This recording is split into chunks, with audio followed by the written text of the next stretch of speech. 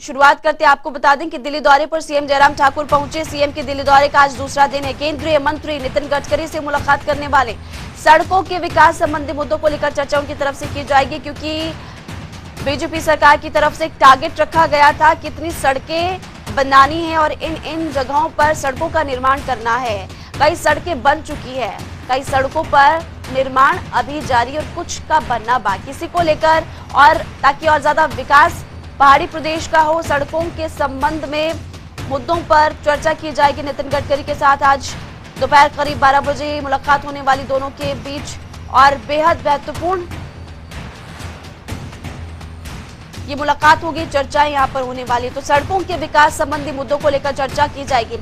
इसके अलावा कल की अगर बात करें तो कल सीएम जयराम ठाकुर ने मीडिया सेंटर का शुभारंभ किया था और उसके बाद केंद्रीय मंत्री अमित शाह से भी उनकी मुलाकात हुई थी। हिमाचल बीजेपी का प्रतिनिधिमंडल उनसे मिला था और आज की अगर बात की जाए तो नितिन गडकरी से मिलेंगे। अंकुश डोभाल हमारे संवाददाता इस खबर पर और ज्यादा जानकारी विस्तार से देंगे। अंकुश, कल से लेकर आज तक फिलहाल सबसे पहले ये बताइए कि क्या क्या बड़े फैसले हुए, क्या बड़ी खबर, और आज नितिन गडकरी से किन किन मुद्दों को लेकर चर्चा की जाएगी? बिल्कुल, देखिए महिमा, मुख्यमंत्री जयराम ठाकुर 2 दिवसीय दिल्ली दौरे पर है और जिस तरह से आपने दर्शकों को जानकारी दी कि मुख्यमंत्री ने सबसे पहले मीडिया सेंटर का उद्घाटन किया। इसके बाद केंद्रीय नागरिक उड्डयन मंत्री ज्योतिरादित्य सिंधिया से मुलाकात हुई। मंडी ग्रीनफील्ड को लेकर ये चर्चा हुई। हमने दर्शकों को पहले ही बताया था कि ज्योतिरादित्य सिंधिया से मंडी एयरपोर्ट को लेकर चर्चा होनी है।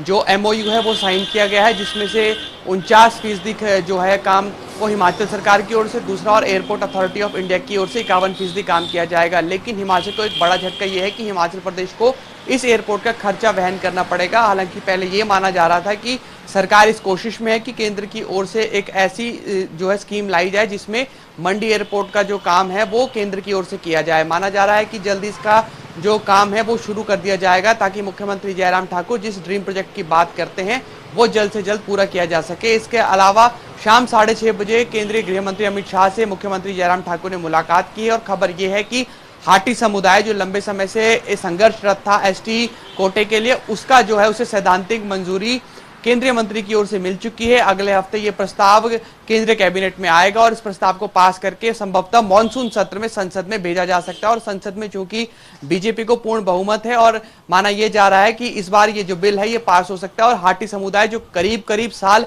1967 से लड़ाई लड़ रहा है ST कोटे के लिए, एक जनजातीय दर्जे के लिए, वो लड़ाई अब कहीं ना कहीं एक मंजिल की ओर पहुंचती हुई नजर आ रही है। महिमा, एक इतिहास इसके पीछे जुड़ा हुआ है कि जब उत्तर प्रदेश और हिमाचल प्रदेश की जो सीमा लगती थी, जो अब मौजूदा वक्त में उत्तराखंड है, 1967 में जब वो उत्तर प्रदेश में हुआ करता था तो उस समय गिरिपार के एक इलाके को जनजातीय क्षेत्र का जो है वो दर्जा मिल गया था। कुछ ऐसे भी परिवार हिमाचल प्रदेश में हैं जिनका एक परिवार मौजूदा वक्त में हिमाचल में रहता है और दूसरा परिवार उत्तराखंड में, जो उस समय उत्तर प्रदेश में हुआ करता था। तो एक भाई को तो जनजातीय का दर्जा है लेकिन हिमाचल वाले भाई को जनजातीय का दर्जा नहीं है।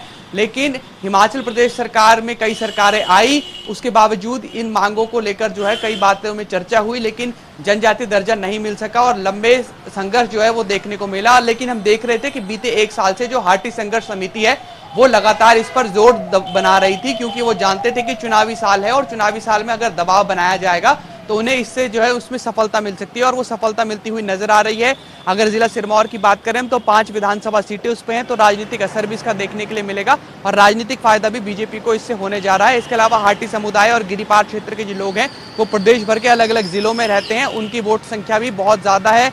सोलन की बात करें या शिमला की बात करें तो हाटी समुदाय और गिरिपार क्षेत्र के लोग शिमला और सोलन में भी रहते हैं, तो उसका लाभ भी जो है अब कहीं ना कहीं बीजेपी को मिलता हुआ नजर आएगा। तो हम ये कह सकते हैं कि पहली सीढ़ी हाटी समुदाय ने जनजातीय दर्जा पाने के लिए चढ़ ली है, अभी कई सीढ़ियां चढ़ना बाकी हैं और माना यह जा रहा है कि जल्द ही ये जो तमाम बातें चल रही हैं, जो चर्चाएं चल रही हैं, उससे हाटी समुदाय को जनजातीय क्षेत्र का दर्जा मिल जाएगा और जो बड़ी राहत होगी। महिमा, ठीक है, आज नितिन गडकरी से मुलाकात है, मुलाकात पर इन बैठकों पर नजर बनाकर रखिएगा। आपसे आगे भी अपडेट लेंगे। शुक्रिया इस तमाम जानकारी के लिए अंकुश डोभाल।